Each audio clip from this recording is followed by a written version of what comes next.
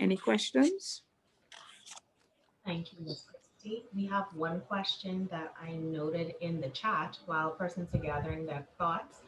With the protection order, is the complainant able to withdraw? Yes, well, with a protection order, because it's a civil remedy, and what it means is in order to commence it, you have to, you need the affidavit evidence, and you appear before the court, and you have an interim order. Now, here comes the kicker.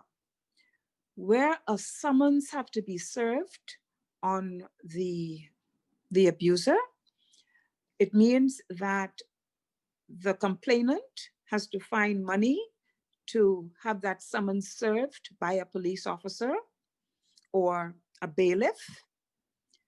And sometimes they're not able to find these persons. Sometimes they don't have the monies to provide the service. And of course, it means if the parties do not appear, if he does not appear, and if she does not appear, the matter falls away. This is not a criminal matter, so the court cannot issue a bench warrant as it would do in a criminal case. So where the parties have been served, the court can issue a bench warrant if the court is satisfied that the abuser was properly served. So there isn't a question of withdrawing, but it can act as a withdrawal where both parties may not appear. So if the complainant doesn't appear and the abuser doesn't appear, the magistrate strikes it out. Thank you so much. Another message that was sent to me privately. Good afternoon. There are some family islands where there is no resident magistrate, as with Exuma. How then is this process able to work? That's a difficulty, and magistrates go on circuit, and they would have to wait for the magistrate who is on circuit to come to their area for them to be able to utilize this method of intervention. Now, maybe that's a real concern, because with the whole idea behind the protection order is that it is quick and efficient. And if there is no resident magistrate, then it means that persons will not benefit from this intervention.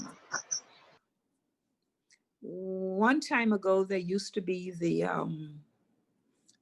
commissioners, the administrators now. I know that they have some judicial capacity, but I'm not quite sure that this the protection orders falls within their jurisdiction. It seems to give the magistrate clear jurisdiction, so they will have to wait until an S&C magistrate comes to their district. Right. And I guess the other problem with that is it means then that persons would have to rely on the police. You would go to the police, make a complaint, and hopefully the police will act. And one last question in the chat. Can you, the Crisis Center, partner with the Royal Bahamas Police Force? And once it's a financial issue where the victim is financially embarrassed, the police can have the serving of summons free of charge? That is a matter that we would really have to take up with the Commissioner of Police. But the judiciary, when a summons is served, remember a summons is a command from the Queen, from the magistrate saying you are commanded to attend my court at the blank day at a certain time. So it has to be done, it should be done by a bailiff, as they do in the Supreme Court. It has to be done by a bailiff or a designated peace officer, police officer. Now, whether we can partner with the police, I don't know that, and I can't answer or speak for them. But that would be a question that would have to be coordinated with the judiciary, the Chief Justice, and the police.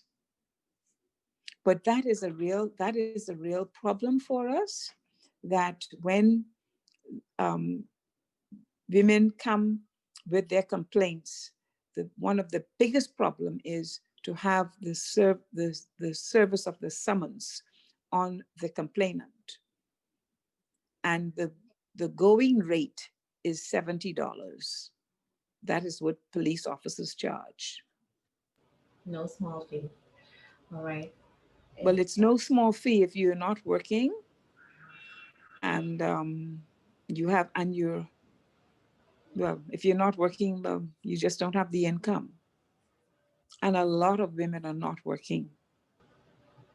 Ms. Christine, we want to thank you so much for your contribution. We want to, one last question towards that point though. In that case, can the Crisis Center, or has the Crisis Center been known to cover that cost? Yes, we have. And remember, the Crisis Center is a nonprofit, and we don't have a budget for the service of summonses, but we look at it on a case-by-case basis. And we have done it in the past, but it's not a practice that we take on. All right. Thank you so much, Ms. Christine. Thank you.